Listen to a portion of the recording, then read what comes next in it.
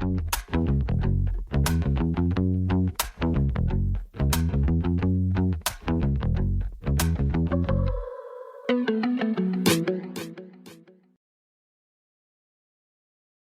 my name is David Oles, and I'm the co-host of Mississippi Happenings podcast.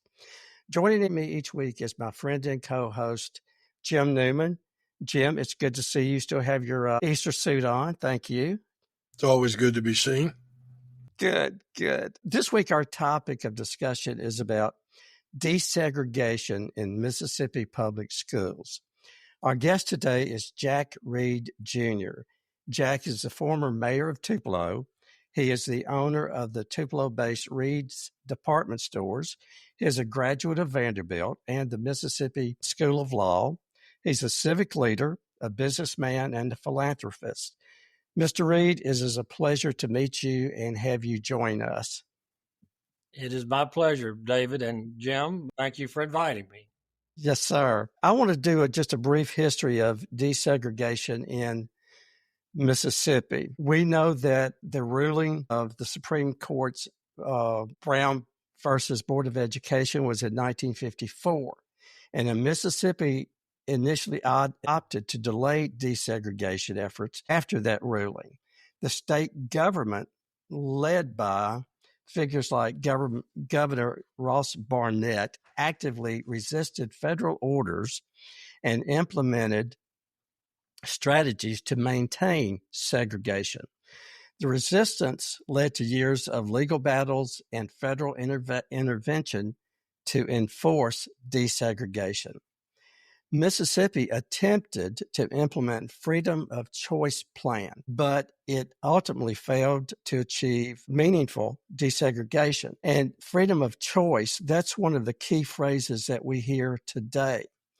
The state also sought the establishment of private academies and basically segregated schools to circumvent the desegregation efforts. In 1969, the Supreme Court ordered Mississippi to, desegregate its schools immediately and fully.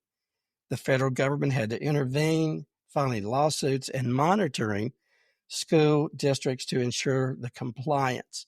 By 1970, all school districts in Mississippi had been desegregated. Most of our conversation today is going to be around your father, Jack Sr., and his positive involvement in this process. Would you like to share some information about Jack Sr.? Well, he was a man that really felt like if he thought injustices were happening around him, that he felt some sort of innate obligation to do something about it. You know, there are a lot of people that notice injustices, and not everybody that decides to do something about him. He was actually, the older I get, the more impressed I am at how young he was when he was stepping out as one of the few white business leaders of the state to really stand up against the whole white establishment, both the elected establishment, the governor, lieutenant governor, the speaker of the House, most of the representatives and the senators, and then a lot of the white businessmen who were in the Citizens Council and some of these more supposedly more prestigious segregationist organizations. But just, I guess, a short history. He was fortunate. His dad, Bob Reed, who started our store, was not a racist. So he didn't come from a racist family. And in fact, our store was the first store, maybe in Mississippi, certainly in North Mississippi, to have dressing rooms where side by side where blacks could. My grandfather helped his black cook register to vote, took down there with her. And so those are just a couple of incidents, but just to maybe give you a little flavor of him. Uh-huh. And so Dad was lucky that his, like too many families back then didn't have a role model of someone of that generation who was still very set in their ways racially. After Dad went into the Army, he enlisted after his freshman year at Vanderbilt and served for 4 years in the Army during World War II. And one of the things that, and he said this when he came back, the first time he ever really felt discriminated against was he was an enlisted man, and he was in Australia. He was in the intelligence corps. He was a code breaker. And he had a date one night with a cute Australian girl, and they wouldn't let him in a club that said they only permitted officers. And it irritated him, and it kind of embarrassed him in front of his date. And he remembered that. He really had not, being a white male in Mississippi, he really had not had that occasion, anything like that happen to him. And then, of course, on the boats home from World War II, I mean, here these black soldiers have been giving their lives too, just like the Americans had, putting their lives in danger and fighting for this country. And they get off the boat, and they go to Camp Shelby in Hattiesburg, and all of a sudden, bang, it's blacks over here, whites over here, blacks to the back of the bus, whites come on in. And he just, obviously, I mean, you think everybody thought that was obvious, but he said, that's not right. That's not right. These fellas have been fighting for our country just like we have. This ought to be their country too. They sure ought to be able to vote. So that's kind of a little bit, I guess, of his history of where he got to. So when he was 39 years old, he was the president-elect of the Mississippi Economic Council, which was the biggest business organization in the state, and had all the major companies, banks, manufacturing companies, law firms, and he was a young man to become, the president-elect of that. But he had an opportunity to speak at a luncheon in Jackson that was attended by a lot of the legislators, and it was right after Ross Barnett had been in the football stadium down in Jackson saying segregation now, segregation forever, flying the rebel flags, and it was heated. James Meredith had just in 1962 had just had the Battle of Oxford to get him enlisted in Ole Miss, just 45 miles from Tupelo up here. And Dad said in this speech he said we need to obey the law. Mississippi needs to be part of the future, not the past. We need to desegregate our public schools. We need to do it peacefully, and we need to get on with educating all of our children. That's the only way Mississippi is going to grow, is if we all grow together. And while he was speaking, a good many of the legislators walked out, but they got some press around the state, some of the news organizations. And at my dad's funeral, William Winter, Governor Winter, who was a friend of his, said, I don't mean to sound like bragging because he's my father, but since he's the topic, Governor Winter said that was the most important speech given by a Mississippian in the 1960s, to have someone of respect stand up for the right thing. So yes, I'm proud of him. He's in the Civil Rights Museum in Jackson. There is a plaque of Dad with several other, many other white Mississippians, called something like points of light of other white Mississippians who stood up and did the right thing in the 60s. But so that's kind of where he came from. And then we can go into the school stuff later on, but I don't want to give a soliloquy here. So no, that's fine. I've done some research on him, and I would recommend everyone do some research on Jack Reed. I looked in Wikipedia, and he sounds like, number one, he sounds like a really nice guy, and it sounds like he was perfect what Mississippi needed at that time. Jim, I'll turn it over to you. I thought you were going to keep right on going there, David. I didn't grow up here in Tupelo, Jack, as you know. Moved to Oklahoma, and from Oklahoma via Memphis to Oxford in 1978, I guess, and was really shocked. It was just a whole different world than the world I had known in Kansas City. But I'd seen some of it in Oklahoma with the prejudice against the native tribes there. And I had heard about I guess it was in the 1920s, Black Wall Street. There was a part of Tulsa that they shot up and blew up, and I don't know why the mayor, I think the present mayor said he didn't know anything about it. But when I got here, I've heard so much about, and I look at them as giants. People like your father and Felix Black and Cotton McCullough, although I never met him. I don't know whether that's good or bad, but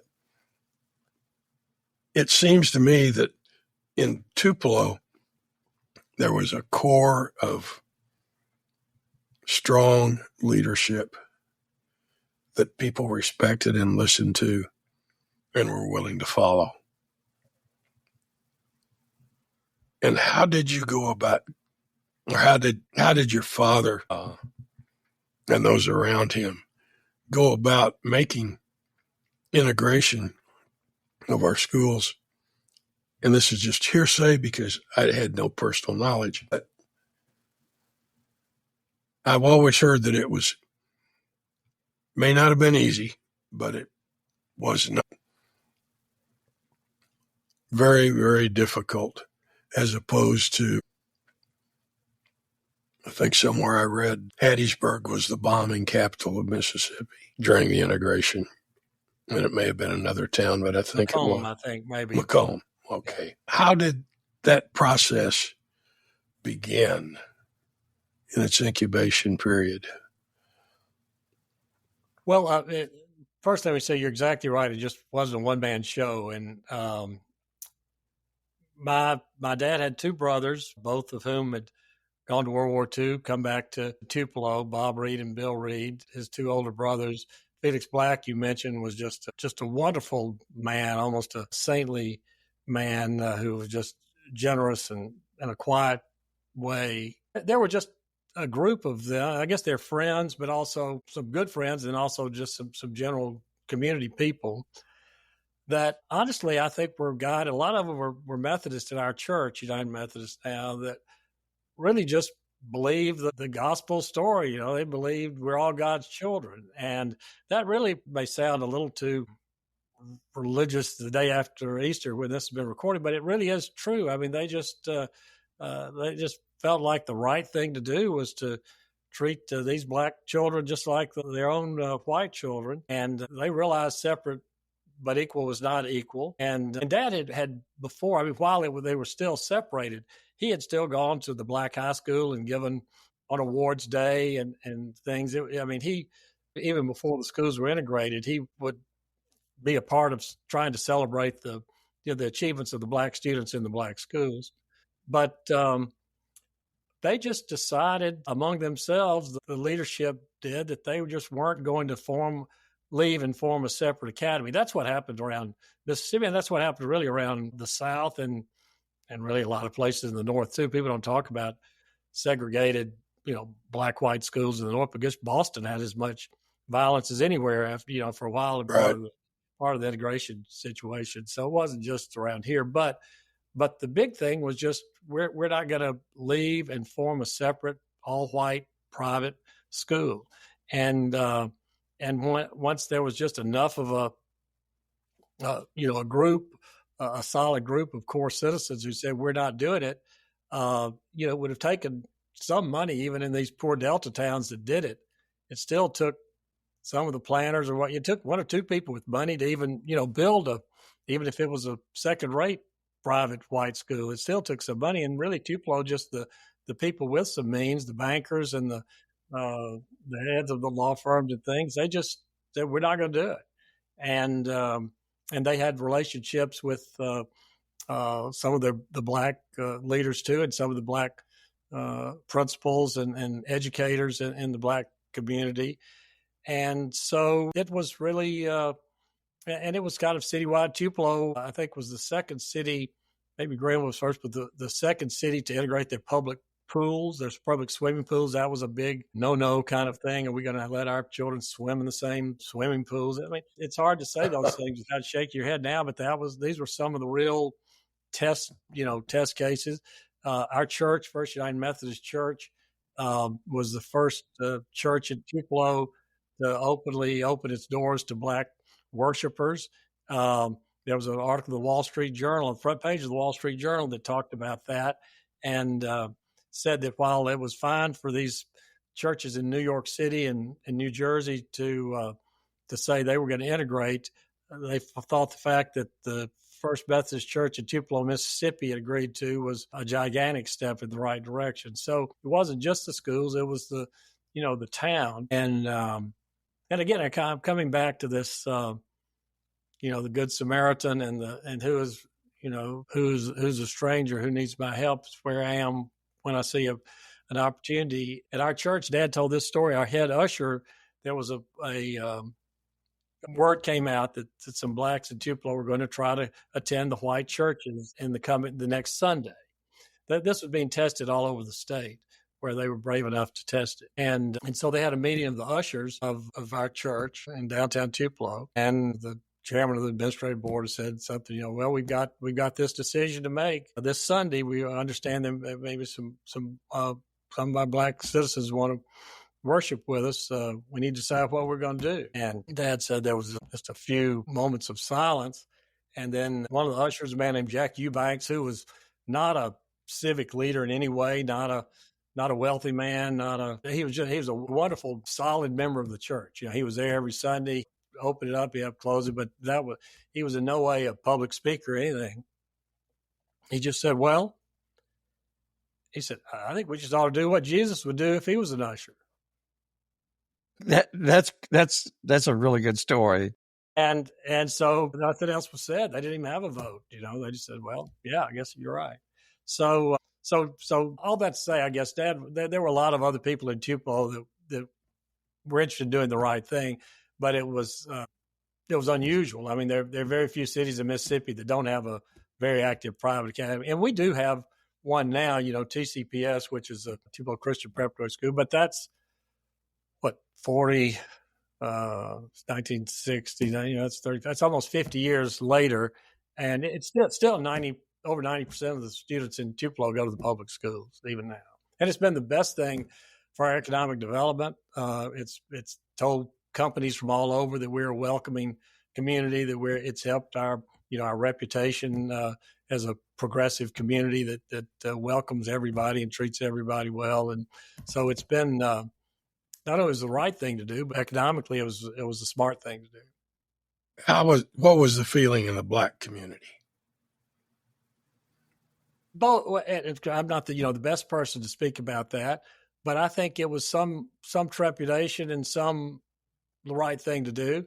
They understandably, according to my dad and conversations I've had with other black friends my age, they didn't want the Tupelo back then was about I think 60 or 65% white, 35% black or something. So it's about 50 now, but with some other races and things that mixed in certainly. But they realized that the parents, I think, and the leaders realized that the white schools had better facilities, certainly, and you'd be blind if you didn't see that. They had newer textbooks, they had better science labs. I mean, everything was visible. I don't know that they would admit, or not that they had better teachers. They probably had some better teachers and some not. There were probably some of the black teachers that were better. But I think there was some trepidation about the black students being maybe overwhelmed a bit just in numbers. But I think by and large, they also said, yeah, we want these good facilities too. We want to be part of what the best things the school can offer too. And so they're there. I was lucky to be at Tupelo High School during the 2 years of freedom of choice, and I've got some real life stories about that. But then my younger sisters and brothers were all part of the full total integration, desegregation. The next year, I graduated in the spring of 1969.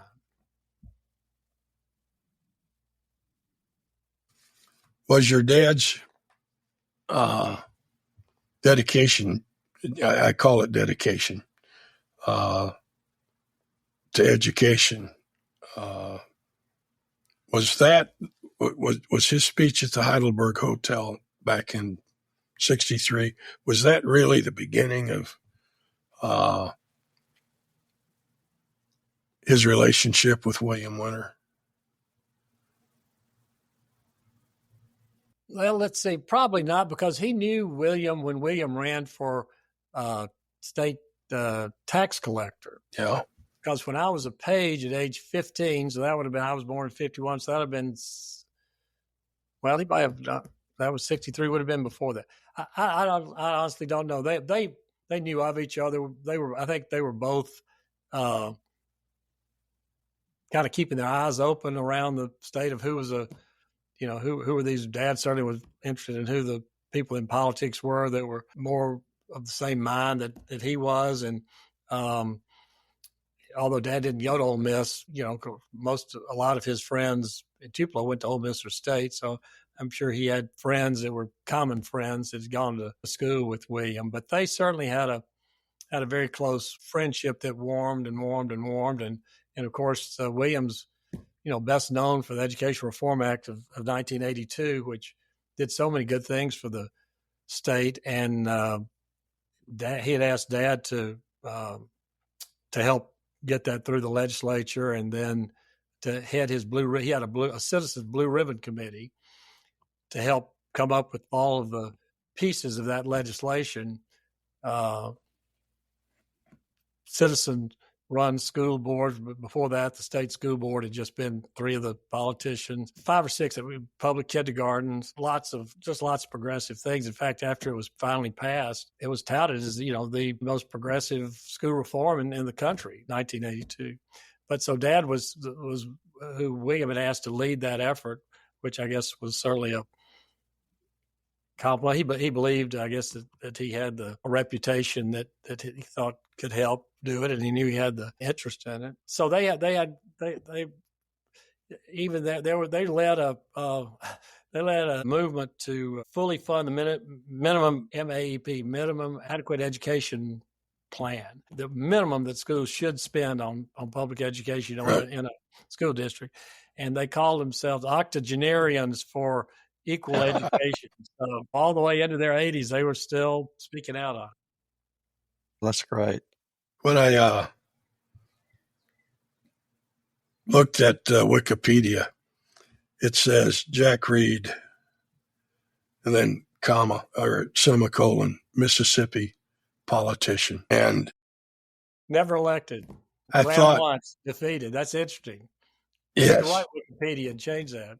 I know, but every time that I met your father, the only thing that I remember about him is that he was always a gentleman, no matter what. No matter what the circumstances, he was always a gentleman. And to label him as a politician, I think, is an insult to his integrity. I've never looked him up actually on Wikipedia, but that is interesting. I think can't people write in and try to help polish up things? So yes, that's it. Yeah, that's crazy. I need to check. Yeah, of course, he only ran for one office and he was defeated. He got 48% of the vote when he ran for governor, but that was not enough to defeat Ray Mavis, who was the white hat young officer. Right. And so many people have said he was the best governor Mississippi never had, and he would have been a wonderful guy. You talk about him being a gentleman. He just had a great sense of humor too, and that's what really helped him persuade people. There's a book called A Time to Speak, and Jim, I don't know, Jim, you may have that book. I'll get up and show it to you. It was a book, just a collection of his speeches, which was edited by Danny McKenzie. Danny in that talks about the fact that he would just pepper his speeches with humor, and realize that people would pay attention, and if they liked him, then they would and thought he was. Had a good sense of humor. A lot of it was self-deprecating humor. That then when you get to the serious part, they'd pay attention to it, and he could ram it home. And he was so well read. He was an English major at Vanderbilt, and had he had quoted everybody, and they weren't just. I talked about his Christian values, but he quoted Muhammad, he quoted rabbis, he quoted Catholic priests, he quoted Emerson and Tennyson, and just was just collected notes all the time. Things he read, he would write little things down. If he heard somebody, he would write things down. If he heard funny stories, he would write them down. He had a whole book of just funny stories that he would, put in and out of his speeches. But if people are actually interested in that, we still sell that book in our bookstore. It's called A Time to Speak, Speeches by Jack Reed. But it's and it starts. First chapter is this 1963 speech in front of the folks in Jackson at the Heidelberg, but it goes all the way through his life. He was a big he was the white speaker to join the Methodist Church, the black and white Methodist churches in Mississippi. They had a big debate down in Jackson, and he was the Clarence Darrow for yes, let's divide the Methodist Church. He was on the National Council of Churches. He was the only Mississippian to be on this National Council of Church, which was to deal with church integration and those kind of things. He made friends with James Lawson, who was a black leader in Nashville. He made some good friends all over the country, and he was kind of viewed with suspicion by a lot of those Easterners because they thought he was assumed he was a white man from Mississippi. He was obviously a prejudiced racist who wasn't, if you were white and from Mississippi in those days. So, he had a lot he was president of the Vanderbilt Alumni Association. They had an election that year after that for the Board of Trust, and he came in second to a chemist who had just won the Pulitzer Prize in chemistry, and that was bad luck. That was his opponent for that. So, say a politician, he in all these volunteer organizations that he helped found Lift, which was the first community action agency in Mississippi. He and George McLean went to Washington, D.C. when they heard about that the federal government was going to start giving money to people to help pay their rent and prevent these eviction notices and pay their water and light bills. And he and Felix Black and George McLean and some others, Hob Brown's dad, worked on that. His father helped found the Boy Scouts in Council, but Dad was he ran a silver antelope in Scouts. He gave hours and hours to the Boy Scouts. He helped find the United Way here. It was called the Trust or something, United Trust or something. They changed to United Way. Helped found Create Foundation. George McLean, George's wife, and James Hugh Ray, George McLean's attorney, and that's now easily the largest community foundation in the state of Mississippi. Millions and millions of dollars given through that to all these great causes. He just had an amazing amount of energy and just was interested in making life better. But he enjoyed life too. He loved playing tennis. He loved with his friends. He was in a coffee club that met every day from 10 to 10:30, downtown, and they'd play this little game of, who pays. They just laugh. Have the best. Was that right there across from the railroad tracks? Well, it moved around. The game moved around depending on what restaurants ended up having them. But but they had a big time. He enjoyed life. I remember he was the youngest president of the Mississippi Economic Council and of course the first chairman of the State Board of Education. And I remember once after I was stepping into some of these roles that he was aging out of in his 70s and stuff. And I went to his office one day and what's up? And he was asking me about, something. And he just looked at me and said, Jack, he said, I just don't want to become irrelevant. I just don't want to become irrelevant. That's great. That's, he wanted to be a part of where things were happening. He was the leader of Mission, Mississippi, which is, black and whites together have one breakfast a month. He went for months at 7 o'clock. He wasn't a morning person either, but he got up and did it. And heck, he made me go, asked me to drive him sometimes. So I ended up going to all those darn meetings too. You mentioned just a minute ago, Lift, LIFT. Right. Tell me a little bit about that? What is that, and what was its purpose? It was during the Johnson administration, I think, and it was one of the first federal funding opportunities for communities to help people who are really living on the edge. And I'm sure it's an acronym. Well, it's called LIFT, LIFT. And every month they help as much money as they have. And of course, the state could add to it if they would.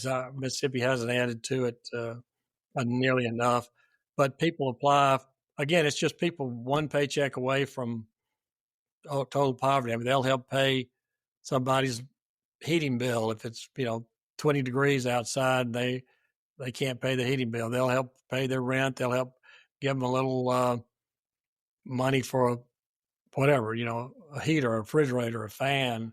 It's just people on the neediest of the folks in the communities, and that's what that's done. It's done it since the 1960s, I guess, early 70s. And it's still in existence. It's still working. Mm-hmm. Okay. Yeah. Well, that's good. You mentioned the United Methodist Church, and I've got to. That makes me proud when I hear about his involvement in the church. I am also a United Methodist, so that makes me feel good. One other thing that I thought was interesting, that the private academies, from 1966 to 1970, it went from 121 private academies to 236. And I should know the answer to this, but I'm not sure how many there are today. But we look at the private academies, and then, we hear that word again, school choice. And to me, that's all about segregation. Is that a fair? Do you think that's a fair statement? And I don't mean to put you on the spot. Yeah, well, no, it's not on the spot. I would just say that it's. I'd say I wouldn't want this taken out of context, sentence by sentence. I'm sure there were some Catholic schools That's true.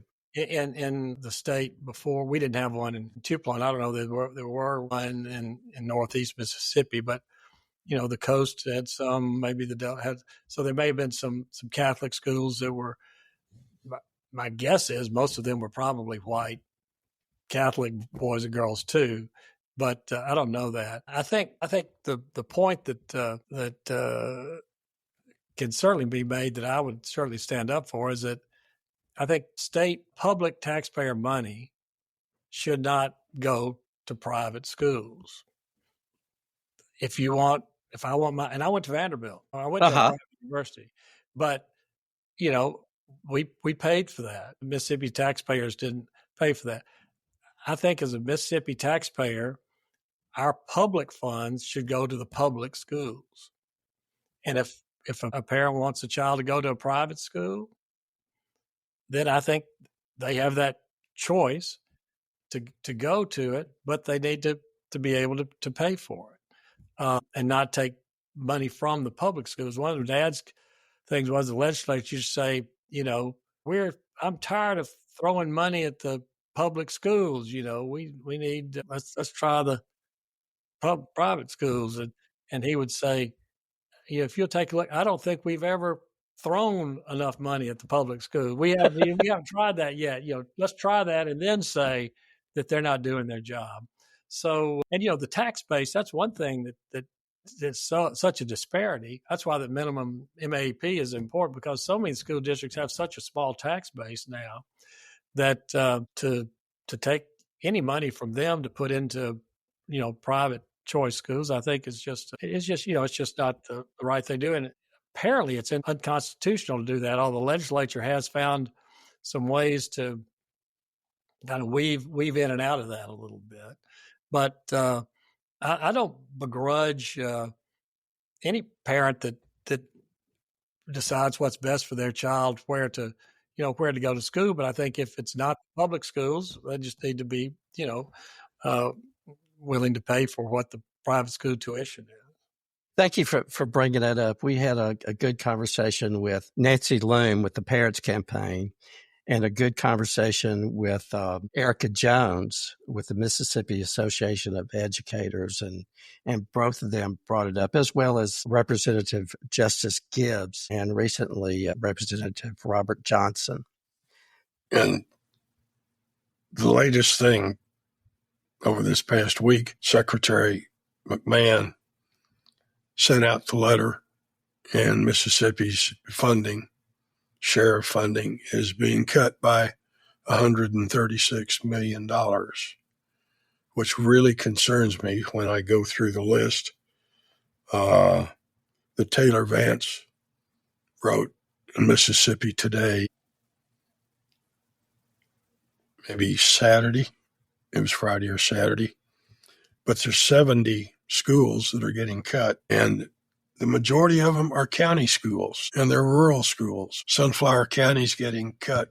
Well, they were I guess the process was that they were promised money, but they're not going to get it now. And they had made commitments to build and to redo air conditioning systems and everything else. Sunflower County's losing like $330,000. Covington County Schools, I'm looking at $664,000. And Columbus Municipal Schools, $519,000. As you go through the whole list, with very few exceptions, they're all county. George County, Greene County, Greenwood, LaFleur County. We've talked a lot about why Mississippi is so poor. And Jack, this is, unless the state, at least in my opinion, unless the state needs to stand up and not do away with the taxes. I mean, we've got to support our school system to have any hope of attracting any kind of manufacturing companies or high-tech quality companies. And we're losing $136 million, and I don't think the state's going to make it up. Is that what Senator McMahon's column said? He didn't expect the state to. I knew that figure that we were losing when the Department of Education, when Elon Musk was chopping away with his chainsaw. I didn't mean Senator McMahon from Mississippi. I'm talking about cabinet level McMahon. Oh, I'm sorry. I education. I meant Chad McMahon. Linda McMahon. Right. It's terrible. I mean, how do we expect children to move up to find the next rung on the ladder? I think in my mind, that's what a state's obligation is, what a city's obligation is, what our own obligation is to each other, is to be able to form reachable rungs on the ladder that you can, so you don't have to go from being a 4'5" kid and have to dunk the next step to get out of poverty. And the way you do that, obviously, is by building from really pre-K and these Head Start programs, which are being cut too, and working that way up, and so these children can get a decent education, a better than decent education, a good education, so they can lift themselves up. The best welfare check is from a job. You can make more than you can from best food stamps or a job that pays you enough to go to the grocery store and take care of your family. So no, it's a shame. And you just wonder, Mississippi voted for Donald Trump per capita, I think either first or second more than any other state in the union, maybe Alabama and Mississippi. And you wonder how many of these voters that voted for Trump in these rural areas will be affected by these cuts that really are hurting the real people that need it the most. Yeah. We did reach out to Dr. Philip Birchfield, and also Dr. Lance Evans. And I don't have the article in front of me, but both of them were quoted. And I believe, and as I said, I don't have the article in front of me, but I believe it was Dr. Evans who sent a letter to the Secretary of Education, Linda McMahon, asking her to reconsider that. And I like Dr. Evans. I think he's going to be an excellent superintendent. He just needs enough ammunition to be able to work with. Gotcha. And hopefully we would, we have reached out to him and to Dr. Evans also. We would love to have them on our show to talk about this too. How do they come up? And I applaud him for sending that letter and asking for them to reconsider. What do you think your father would do with this situation? This is going to be a good answer. I just know it. I love it. Go ahead. I don't know. I think he would probably, Senator Roger Wicker was elected in 1987 to the state legislature, the same election that Dad got beat. He gave Dad some credit for his election because so many people in Tupelo in this district came out to voted for Dad and voted in the Republican primary. So I suppose he would do, which is what I've done, is reach out to Roger as a friend and someone in, I guess, the best person we have in a position of influence to just give him his thoughts on what the responses could be, should be to some of these just total surprisingly. It's hard to use a word to explain. There's hardly words to, yes. There's no words for it. But so I think that probably, I think he would also feel like you need to double down in your own community. And I remember, I'll say this, after 9/11, it was interesting what sort of kind of historical perspective he put that in. I remember we watched that. We watched the Twin Towers fall here at the store, watched on the Today Show.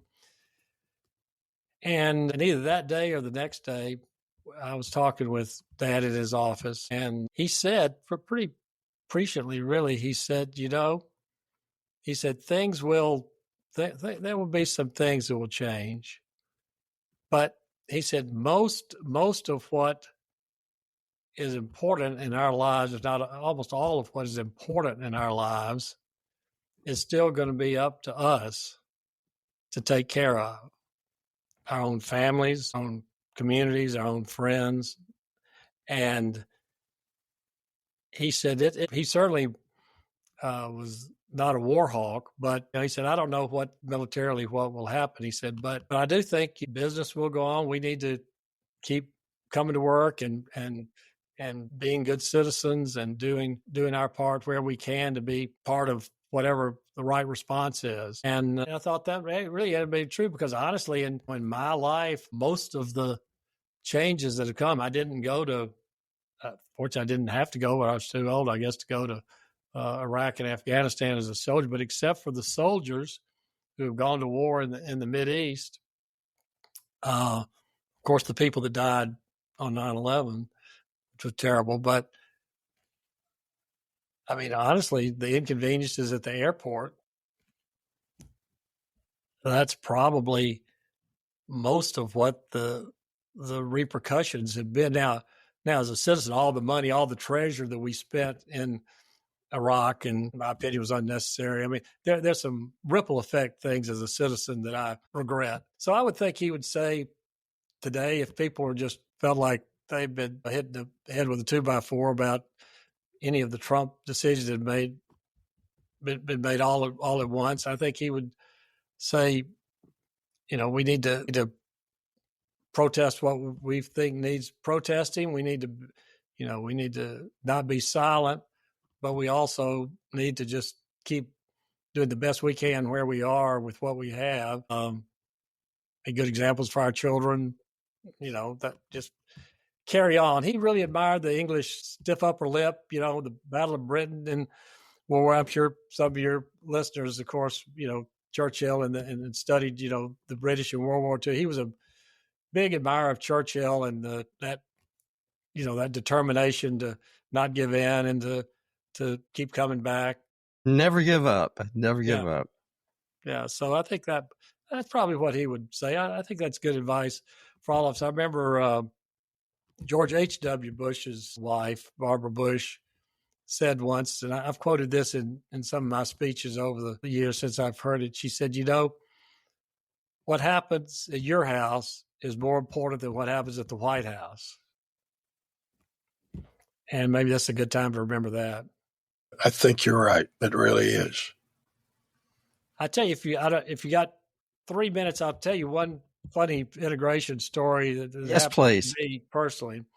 Like I said, I was for freedom of choice. So in the fall of 1967, we had 5 black students come to Tupelo High School. No whites chose to go to Carver High School, which was all black high school.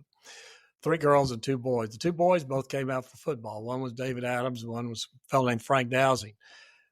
Frank had been in an automobile accident that summer, and so he couldn't participate in 2-a-day. I was on the football team. He couldn't participate in 2-a-day workouts because his mouth was wired shut from this accident. So he was out in T-shirt and shorts, and we were in our pads, and you could tell he looked like pretty good athlete, but how testosterone high school guys are, yeah, but Terry County take a hit, and yeah, sure, everybody's faster in shorts and in pads and kind of discounting all this stuff. Well, anyway, Frank gets his mouth wires out, and it's the first weekend, I guess, and I was firmly ensconced as the B team quarterback my junior year. I should have been a varsity quarterback, but the coach and so we would go down to Amory on the bus for the B team game. B team games are on Thursday nights, and the varsity games are on Friday nights. So our offensive coach, Coach Dennis White, was the coach of the B team. And he said, Jack, we're going to put Frank tailback tonight, and you call the play for everybody else, and then tell him what his role is going to be. So I go down, and they kick off, and we get the ball. Bubba Worthen, a friend of mine, y'all may know, he's still around, was a pharmacist here. He takes the kickoff and runs it back to about the 20, and so I call this sweep left, and I said, Frank, I'm going to reverse out. I'm going to pitch it to you. The fullback's going to try to lead you, and you try to get around left end, sweep left end. Tailback, the guard's going to pull, and we're going to try to sweep left end. Got it. 80 yards later, untouched, as the referee is trying to keep up with him, he tosses the ball to the referee. And I'm going, whoa, wow, that pass. Yeah. And we didn't have a kicker on the B team, so I had to stay out there. We always went for 2. And anyway, so I come back to the sidelines, and I said, Coach White, this is great. We're going to have a great B team season. We're going to have a great season. Puts his arm around me, and he says, Jack, don't get used to Frank being on the B team. And the next night, he played first team wing back on offense and defensive end, which shows you how good he was. He wasn't that big. He was about 5'10" or 5'11", maybe 185, 175.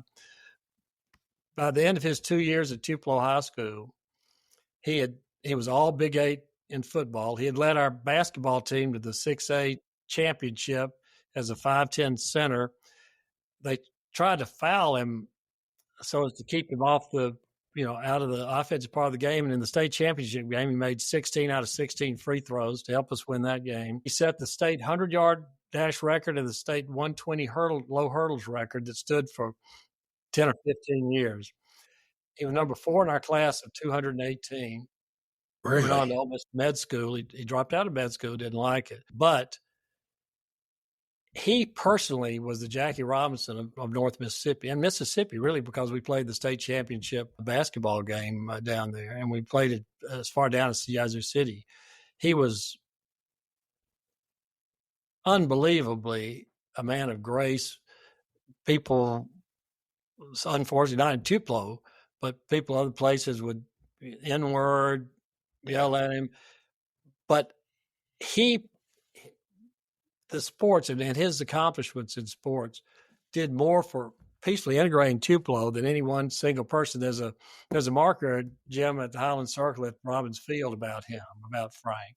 But what a wonderful person. And he went on to do the same thing in Mississippi State. He was all SEC and all American in Mississippi State defensive back. He was the first black Mr. Bulldog. There's a part of the gate at the stadium at Scott Field is named for Frank Dowsey and Robert Bell, who was the other first black athlete at Mississippi State University. He did for the SEC. He's one of the first black athletes in the Southeastern Conference. Ran a punt back against Alabama for a touchdown. Just a wonderful human being. Virginia Dowsey, Virginia Tolliver is his sister, Jim. Really? Yeah. She's his big sister. Well, Virginia's Just an example of somebody else who really played a big part in how sports can be a great melting Yes. pot. Really the best of, you're judged by your ability, not by the color of your skin and how you treat people. There was a heckler down at the state basketball tournament that every time he'd get the ball in warm-ups, kept going, hey, Leroy, we got to take you out, Leroy. And finally, Frank, after the last time he goes around to get the ball for his, dribbling in, he goes over to the stands on the front row and said, how did you know that my name was Leroy? That's great. He disarmed the guy. On the other side, one of my friends got in a fist fight in the restroom of that game with a guy from Meridian who started trashing Frank, racially trashed him. Yeah. So the white student stood up for him.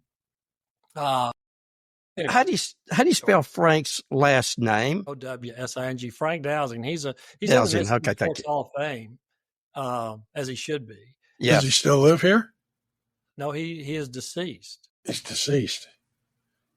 That's one of the things that I like about these kind of podcasts. Having grown up in Kansas City, there was the Kansas City Blues, which was a farm club for the Yankees, but there was also the Monarchs.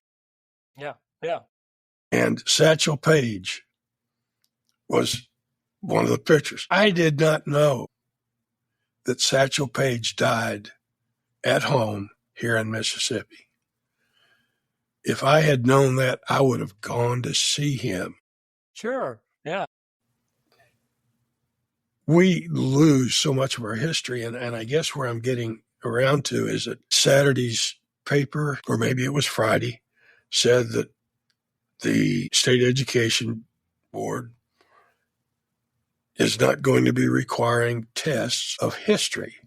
I saw that. Okay, so I'm saying, I'm going to take history, and I don't have to pass the tests.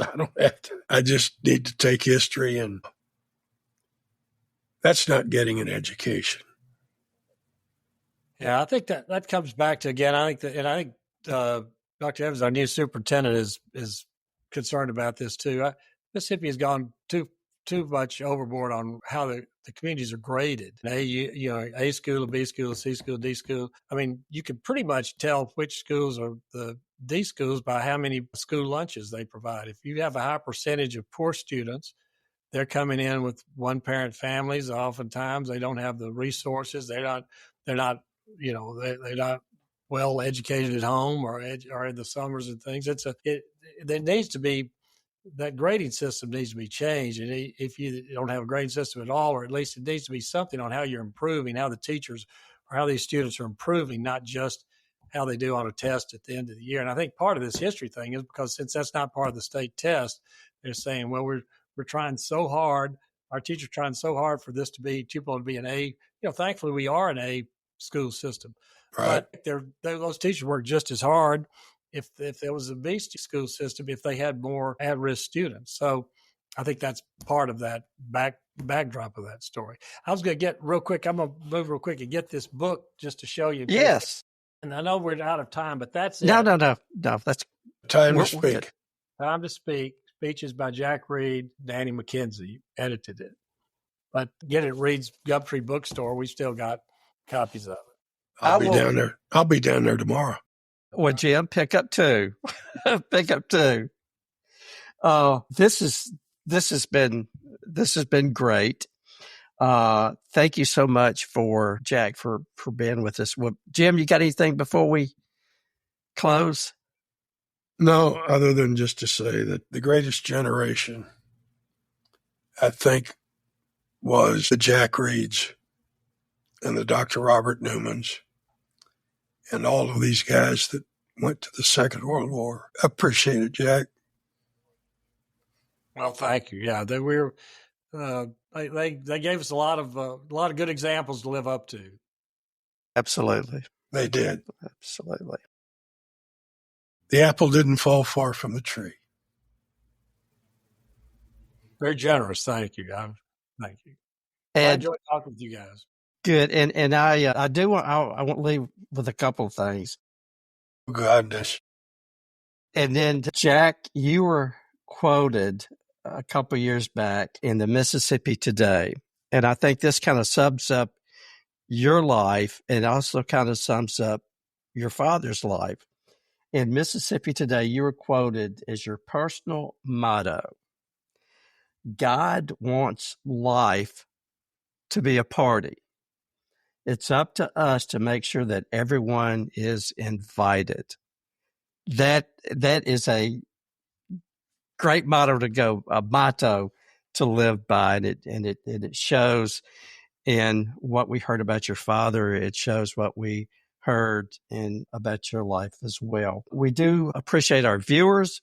We appreciate our sponsors, one being Alpha Insurance and Olive Branch, and the agent is Ali Ejalali. So we do appreciate him, and we appreciate all of our sponsors. And also, as usual, we want to remind everyone, may we never be indifferent to the suffering of others. And our email address is Mississippi1happenings@gmail.com, mshappenings, the number 1 at gmail.com.